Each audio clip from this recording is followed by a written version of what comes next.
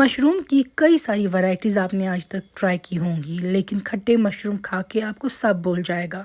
अगर आपको खट्टी चीज़ें पसंद है और थोड़ा सा खटास अच्छी लगती है सालन में, तो this recipe is for you. हमने यहाँ पे बटन मशरूम लिए हैं जिनको टिन में अवेलेबल होते हैं। हमने इनको हल्दी वाले पानी में एक बार उबाला है, फिर अच्छे से वॉश करके इनके हिस्से कर दिए हैं। आप चाहे तो 2 हिस्से कर सकते हैं या 4। इमली को भिगो के रखेंगे आप पानी में कुछ देर, जब तक सारी रेसिपी तैयार हो जाएगी। यहाँ पे हम मस्टर्ड ऑयल लेंगे एक पैन में। मस्टर्ड ऑयल जो ही गर्म हो और इसकी स्मोक वगैरह निकल जाए तो इसमें हम मशरूम्स डाल देंगे सारे फ्राई होने के लिए। मशरूम्स को आपको ज़्यादा फ्राई नहीं करना है, ये बिल्कुल सूख जाते हैं उससे और फिर ये करी में भी मज़ा नहीं देते हैं। इनको आपको स्टर फ्राई करना है। स्टर फ्राई मतलब जब आपको लगे कि इनका थोड़ा कलर चेंज होने लग गया है, आप इनको निकाल के रख देंगे प्लेट पे। मैंने घी के 2 बड़े चम्मच लिए हैं एक पैन में। घी जब मेल्ट हो जाए तो इसमें मैं डाल दूँगी अच्छे से विस्क किया हुआ दही, फेंटा हुआ दही। दही ऐड करने के साथ में ही अब आप इसको कंटिन्यूसली स्टर करेंगे। इसमें कर्डलिंग नहीं होनी चाहिए, तो स्टर करते ही रहना है।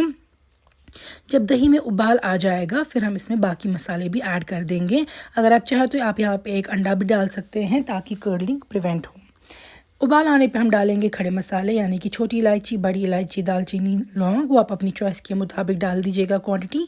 एक कच्चा प्याज बहुत फाइनली चॉप करना है और वो ऐड कर देना है। कच्चा प्याज इसमें डालना बहुत ज़रूरी है, उससे इसका बेहतरीन टेस्ट हो जाएगा। फ्राई करके प्याज नहीं डालना है। यहाँ पर मैं डाल रही हूँ गार्लिक का चम्मच 1।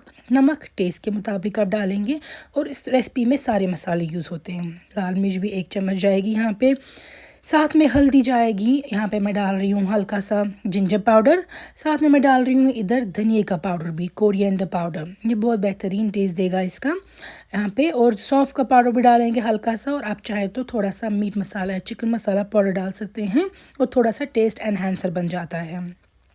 क्योंकि इधर मटन स्टॉक वगैरह यूज़ नहीं होता है, तो उस मसाले से थोड़ा सा टेस्ट बेहतरीन हो जाता है। जब आपको लगे कि तेल सारा ऊपर आ चुका है तो इसमें अब हम डाल देंगे मशरूम्स जो हमने फ्राई करके रख दिए थे प्लेट पे। मशरूम्स को भी अच्छे से मिक्स कर देंगे। इसके बाद हम इसमें डालेंगे इमली का पानी। इमली का पानी आप स्ट्रेनर में से स्ट्रेन करके डालेंगे। यहाँ पे देख सकते हैं ये जो सीड्स हैं ये अच्छे से सेपरेट हो चुके हैं, तो इमली ने अपना खट्टापन पानी में डाल दिया है। अब हम इमली का खट्टा पानी ऐड कर देंगे, स्ट्रेनर में से मिक्स कर देंगे। यहाँ पे ऊपर हम इसमें डाल देंगे सूखा पुदीना। सूखा पुदीना अगर आपके पास नहीं है आप इसमें फ्रेश कोरिएंडर भी डाल सकते हैं या कसूरी मेथी भी ऐड कर सकते हैं। मिक्स करेंगे और थोड़ा सा रिड्यूस होने देंगे। तो यहाँ पे थोड़ा सा रिड्यूस जब भी हो रही होगी तो मैं इसमें डाल रही हूँ कोकोस फ्लावर का एक्सट्रैक्ट मिक्स किया हुआ पानी में, यानी कि माउल का कलर ऐड कर रही हूँ मैं, नेचुरल फूड कलर।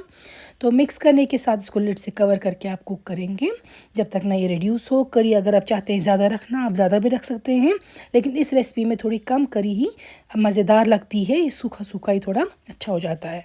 उम्मीद है आपको रेसिपी अच्छी लगी होगी, आप ज़रूर ट्राई कीजिएगा।